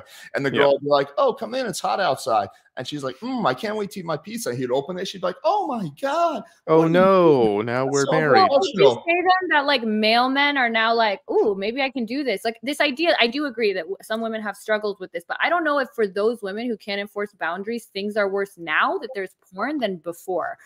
Things like we said, rape is if men were feeling more entitled to these things, then they probably showcase that where we're seeing less instances of people raping. Even when you're talking about what's normalized, marital rape used to be normalized and it's not anymore. Things like Mhm. consent are actually becoming more talked about. So even for a woman who doesn't know how to enforce her boundaries, I would rather be that woman now than in 1995. Sure. And is it the availability of pornography that's led to that decrease? I'm not saying that. I'm just saying that if it was making men more entitled, if it was teaching them, I don't know what to do, I'm a male man, maybe I should try this. I don't. I think that was the case. I think if that was the case, we wouldn't be seeing this. I'm not saying that the lack of maybe other things. I think being at home, like we were seeing people are teen pregnancies are decreasing, all this stuff probably because people are just home. They're not doing these kinds of things. All juvenile risk activity has gone down. I'm not saying that's because of porn, but I would say if someone's saying porn is leading, one of the negatives leading to men becoming more entitled, which is dangerous because there's a lot of women who can't enforce their boundaries. When you're telling me that, what I would expect to see then in a society where porn has become available is I'd expect to see more of that, not less of that. And I feel like that's what we're seeing because of all the other social messages we're getting surrounding those things. Yeah, I agree. There's a lot of good social messages surrounding those things that are preventing them from happening. I think people are a lot more educated now than they used to be. I'm not sure if access to pornography is helping or hurting that. I would guess, I would lean away from it being a major benefit in that way. Yeah, but, or a detriment in my case, because I'm not seeing any evidence of it being a detriment. Yeah, I mean, I wish we could operationalize it. I wish we could just take like a planet full of people with porn and a planet without and just see what they do. Yeah, I would agree. But I guess one of my things when people say, oh my God, porn has made everything so much worse. And I'm like, oh, like it's made men more entitled and it's made it more difficult for, women who can't enforce their boundaries. Like, then why is it actually still better today for a woman who can't enforce her boundaries than in 1995? Because of all the other things going on. Yeah, I agree. So is porn working against that in a way? Like if there was no porn, would there be even less report? I don't know. Maybe. Although we do have some data that actually in places where it was, and like I think where are some of the places? I actually have it here if we want to look at it. Can't be Czech Republic. They make porn there. No, there is. Hold on, I actually want to find this because I think it's really interesting. Give me 1 second if you want to say something. Yeah, sure. This is a question I have for you, Homath, and ultimately you, Jazmen. What would you equate porn to? Like, what would be the closest analogy? Personally, I would equate it to gambling, which is that something that is not good if you're done in excess. And it's probably some people just get addicted to that shit. It's probably not good for a small percentage of people, right? Yeah. That's kind of my take on porn. There's no physical, or in my opinion at least, no strong physical like addictive properties like alcohol or drugs or hard drugs, at least like coke and heroin. What do you think it's closest to? I think smoking, drinking, gambling, that's where you would put pornography, right in that family. Smoking, and then what was the second one? Drinking. But smoking and drinking are quite different than gambling, right? Because gambling is not a physical addiction versus smoking and drinking. No, but it's a behavior you do that gives you a dopaminergic reward. Couldn't you make that argument about like people who go skydiving or mountain biking? Yeah, but skydiving's real expensive and you got to make an appointment. Okay, you can go click on pornography immediately. You can go to the gas station, buy cigarettes immediately. You can go to the liquor store and buy immediately. It's the dopamine reward. Yeah, it's the relationship of the dopamine seeking part of the brain and the availability of the thing that releases dopamine. That's where a lot of our unhealthy things come from. Would it be like closest to like sugar and food or something like that then? I think it's close to sugar, yeah. Sugar and junk food, alcohol, smoking, I guess to a lesser extent marijuana, yeah, that sort of thing. We can't, that's just medically inaccurate. So yes, if you're going to put everything that increases your potato chips in the same category as fentanyl, I guess if you're but no, the whole reason that the medical community has rejected something like porn addiction, but not substance is that they have literally, I have a statement from the DSM-5 I can read after because I found the part I was looking for, where they say that they actually put it more akin to things like shopping addiction, more like behavior and even gambling. Sure. Actually, the evidence is there that it changes your brain in a way that it doesn't when it comes to things like porn. And Like so physical addictions. not even physical, because gambling is behavioral, but they have found enough evidence that it does change the chemistry of your brain Yeah. in a way that we haven't found with porn. So the DSM-5 themselves say that it's probably more similar to something like shopping addiction, exercise. There's just regular like potato chips, like whatever. So, but I think to say that it's like alcohol is just not true if you're looking at it like from a neuroscientific lens or from a medical sense at Yeah, all. in a more narrow sense, yeah, I would agree. Yeah, and then I actually found what I was looking for. So it was actually the Czech Republic. It was from 1948 to 1989. The communist police state, then known as Czechoslovakia, made possession of porn a criminal offense.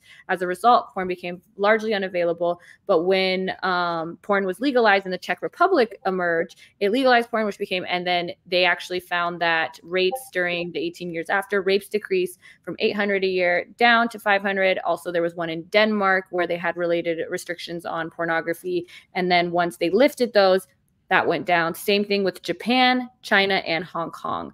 So I'm not saying, I actually don't even think this is conclusive enough to say that it decreases, but there's definitely not much evidence that it increases. And there is evidence that it either doesn't do anything or decreases these kinds of behaviors. So I think it allows an outlet. Czech Republic was the first country that combined the idea of brothel and OnlyFans. So they had it was like a fascinating story. But it was this quote unquote brothel called Big Brother, and essentially you got to have sex with the prostitutes for free or practically free, but everything was videotaped and it was put out on the internet. This was like early 2000s, and this was like a business model they did for a while. It's been closed down. I checked because I went to Czech Republic in 2016, but yeah, by then it was closed. But that was a fucking fascinating concept. Anyway, that's the side. I'm going tangents today. Keep going. Sure. Yeah, no worries. I actually do want to read out what the DSM-5 said, just because I feel like it might be illuminating in some way. Let's see. So I'm like, okay. Yeah, so includes wanting disorder, statement from DSM-5. In addition to the substance-related disorders, the chapter also includes gambling disorder, reflecting evidence that gambling behaviors activate reward systems similar to those activated by drugs of abuse and produce some behavioral symptoms that appear comparable to those produced by the substance use disorders. Other excessive patterns, such as internet gaming, have also been described, but research on these and other behavioral syndromes is less clear. The groups of repetitive behaviors, which some term behavioral addictions, such as sex addiction, exercise addiction, or shopping addiction, are not included because at this time there's insufficient peer-reviewed evidence to establish the diagnostic criteria and course descriptions needed to identify these behaviors as mental disorders. So basically, the science is just not there to be able to compare like smoking to, and I know you agreed with that, but I just wanted to read out what they had said. Sure. Yeah. I definitely agree that there's a categorical difference between substance-related dopamine release behavior and behavior-related dopamine release behavior. There's a clear categorical difference. And I would agree that it would be more related to shopping or something like that. I think that there's a uniqueness in it being sexual, but the role of that is obviously we all freak out about sex as a society. So I think just having with sex makes it different. Yeah.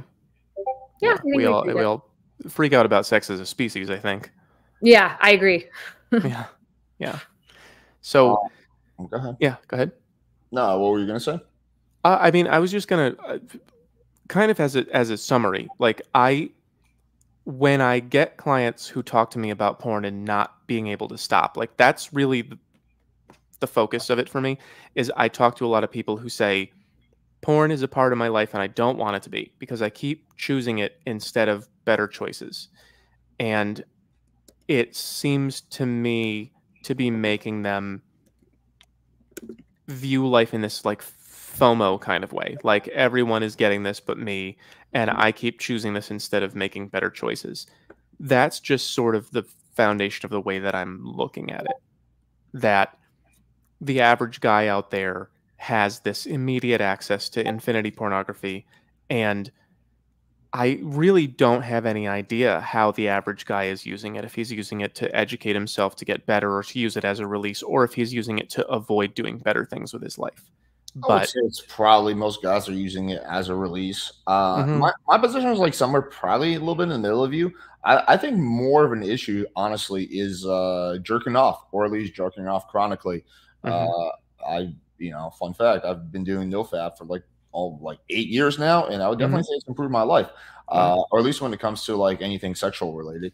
Mhm, Uh, doesn't mean I think it should be outlawed or anything like that, but yeah, I mean, I think like if my choice was like I have two choices. Number one is I watch porn once a week, but I don't jerk off. I just watch it for like 10 minutes. Or the other choice is that I jerk off for 10 minutes, but no porn is involved. I would mhm, probably pick the no fap option because I feel like at then you still kind of like, I don't know, I feel like jerking off just kind of like deconditions you to like go out and like actually talk to girls or have a healthy sex life. But again, I'm coming in from a little bit of a dating different perspective. For a big part of my life, I was like super balls deep into pickups, so I was like wanted yeah, every edge possible. But yeah, I don't know. I I guess the mean, only thing I would say is like, yeah, if you were to sit here and say, I haven't had potato chips, I haven't had Taco Bell in 8 years, which will never mhm, be me. But let's say you were to say that, and you would say, oh, my life has improved. Probably. But yeah, and I know none of you are, or at least Alex is not saying porn in itself is bad. But also I don't think looking at like home math, you do this kind of content on the internet. If someone was doing nutritional content, like nutrition mhm, content on the internet, and people were like, I just can't stop eating potato chips, blah, blah, blah, blah, yeah, blah.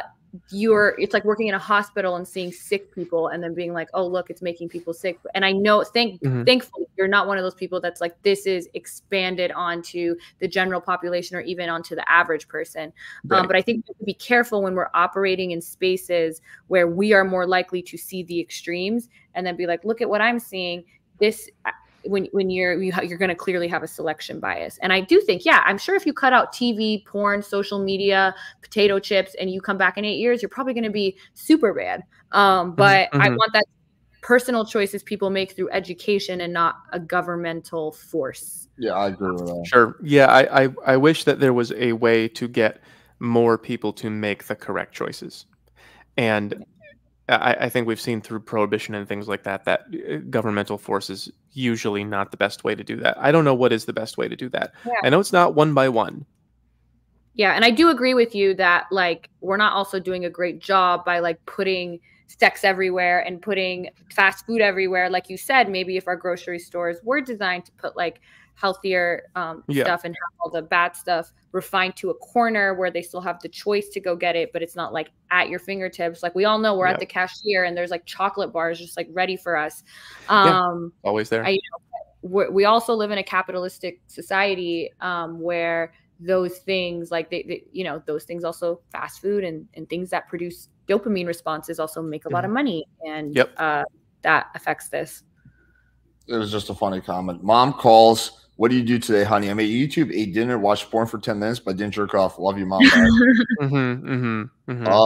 Yeah. I mean, I think that at the end of the day, also the majority of people don't want to improve and change. This is the sad thing that I've kind of found Yeah. out doing what I do. The majority of people are quite content where they are, or they logically might want to change, but they don't want to go through the pain period.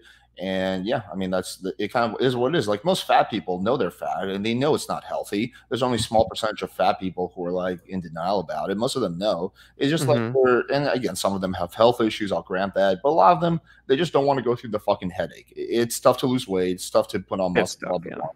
Yeah. It's tough to quit porn, it's tough to quit cigarettes, and that's kind of what it is a lot of people don't really have strong willpower or like a strong desire to change until a problem becomes so bad, right? So bad, Mhm. then they kind of are, I guess, artificially pushed in a way or whatever. Yeah. Yeah, I agree with you, although I don't put blame on the person because I'm just one of those like No, we're not all blame. like I'm I more, don't think we have free will, so I literally don't think those people have like any other choice but to be that way. So I think like You don't believe in free will? wait, no, what? we can have a whole other debate about that. Yeah, you want to start that one right now? Right now, I think it's been an No, hour I'm and a half. kidding. But, I would Kidding. disagree with you on that one too. I think people have massive free will. But Yeah. ooh, Let's finally, Alex, we have something we can debate. oh yeah, for set this sure. for later. I Yeah. would totally disagree on that. Okay, yeah, look, we can start wrapping up. Let me just go through three super chats. They're pretty quick. Sure. Okay, so Men are less entitled today because one of the things we're constantly told is that real sex isn't like porn. Okay, thank you for the super chat, Alexis. We got W. Thank you, appreciate that, Brian. And last one from Don Juan. The problem many do is that it's all assumptions, not like laws of economics. To start with, all things equal, respect with Jazmen for info about scammer Saint. Look at Duke. Oh, about yeah. I think Oh, he's referencing your Saint the Sinner debate, which actually yeah. had the pleasure of watching, not because of you, because of that dipshit, for about 30 minutes before my brain just imploded. What Yeah, I wouldn't consider it a debate. Like me and Farha literally went into it, and she's like, "Do I have to prepare?" I'm like, "No, this is not going to be serious." what made you interested in doing that, and how the fuck did you put up with that for 2.5 hours? Actually, we had a lot. Like Far and me have like very similar personality and like humor, so we almost just like. So actually, we were gonna go and debate Rolo and Michael, a 2v2, and they're in Vegas. But that didn't happen. We'll do Michael's later, but there's some other stuff that like Rolo and Farah got into some Twitter beef or something, so that didn't happen. But what I was like, well, we're in Vegas. I was like, who else is in Vegas? And I was like, haha, the Saint and Sinner guys in Vegas. We was like, we might as well do it. It'll be fun. If Farha wasn't there and we weren't able to like, you don't understand. We were making jokes about this for like 3 days after. Like this increased our dopamine, like just like the way he would respond to things and stuff. Like we had a lot of fun doing it. But yeah, it wasn't like a debate like this, and it wasn't somebody I take seriously.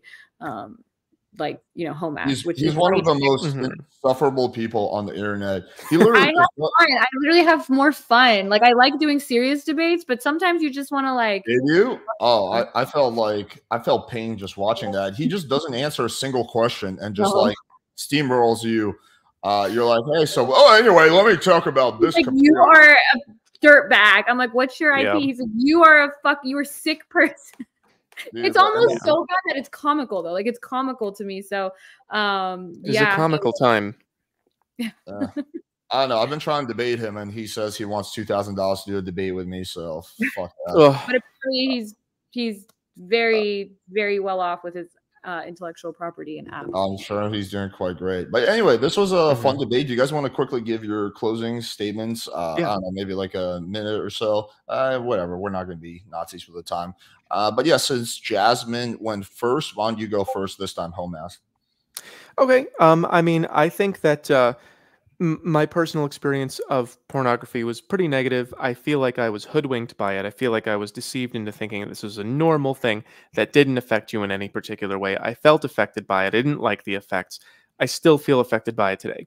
When I am with a woman, when I'm on a date or with a woman in bed or something, sometimes I can still feel the lingering effects of unlimited access to crazy pornography.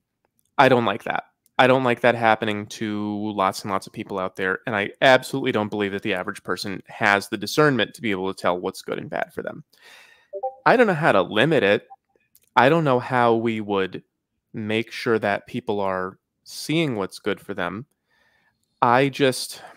My orientation towards it is that somehow, we talked about me being a dictator and whatever, God bless, hopefully never.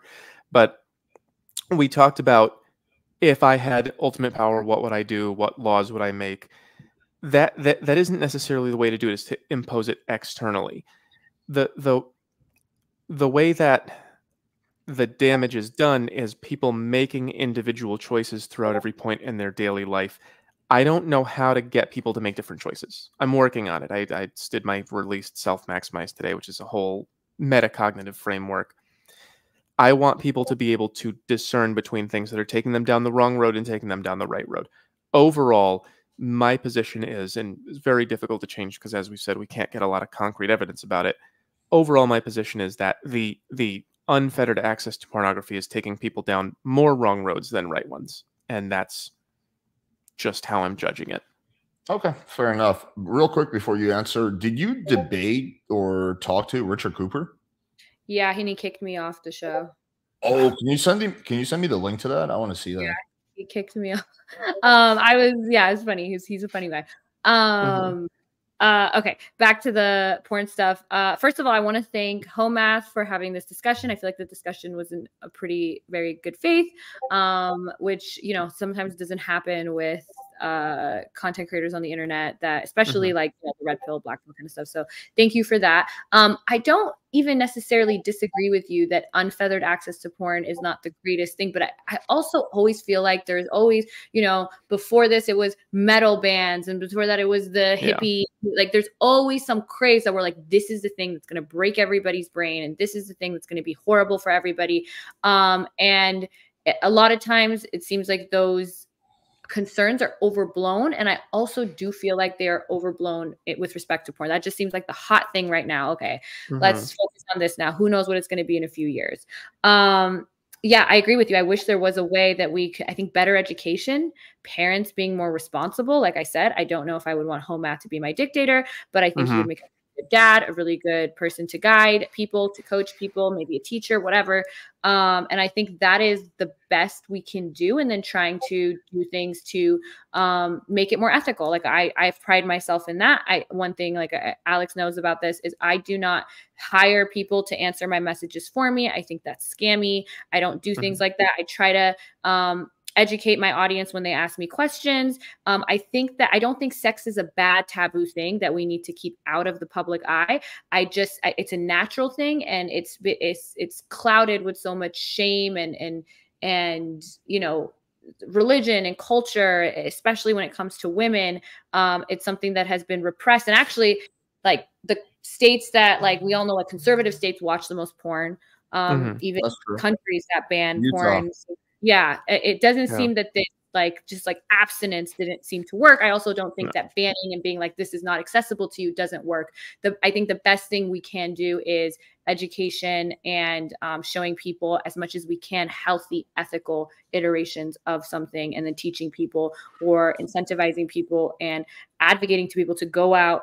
Don't sit online and watch me all day or Alex all day or even home math all day. No, watch me all day. Hang on. Speak for yourself, okay?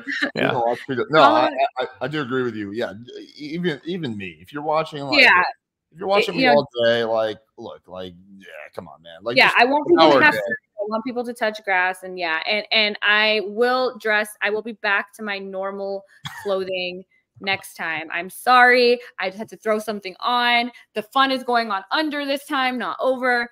And we will fix that for future streams. Yeah, no worries. Yeah, it's so funny because I've told you this privately, but my initial impression of you when I saw you when Destiny came on, you were like in the background, was like, oh, who's this like OnlyFans bimbo? Like, yeah, she's hot, but like, what is she gonna add to this conversation? And then I'm like, damn, this chick is fucking smart. And then like when I started talking, we started going back and forth. And then yeah, I can vouch that you are trying to be as ethical as possible with everything you do. I feel from what I've seen, I don't know you super well, but from what I've seen in this space, in this, you know, I'm not like a huge like pickup artist like fan, but like Alex, I will vouch for till the end, especially in this space. Like I find Alex to be not only like a really good content creator, but a good person. So I appreciate that. All right, awesome. Do you guys want to quickly tell people where they can find your content? Yeah, go ahead. Oh, so you can go to Jazmen Jafar, JAZMEN JAFAR.me, and that will have all my links. I am also doing starting YouTube and trying to be consistent with it. I am nowhere near Home App or Alex's number of subscribers, but if you guys want to follow me there, my Instagram, and if you want to do OnlyFans, you can choose your journey. Nice. Cool. Everything I have is at linktree.ee/homemath. It's Linktree with a dot between the R and the EE. You can find my TikTok, YouTube, Twitter or X, Facebook. You can buy all of my materials. You can join my Patreon and talk to me on Discord. I have everything here. Linktree.ee/homemath. Everything I have is there. Cool. All the links will be in the description. Appreciate you guys. And Home Math, I'm going to see you on Sunday, right? That's right. See you then. Awesome. Looking forward to it. All right, Jazmen. Thank you guys. Appreciate you all. Have a good night. Take it easy. All right. Thank you.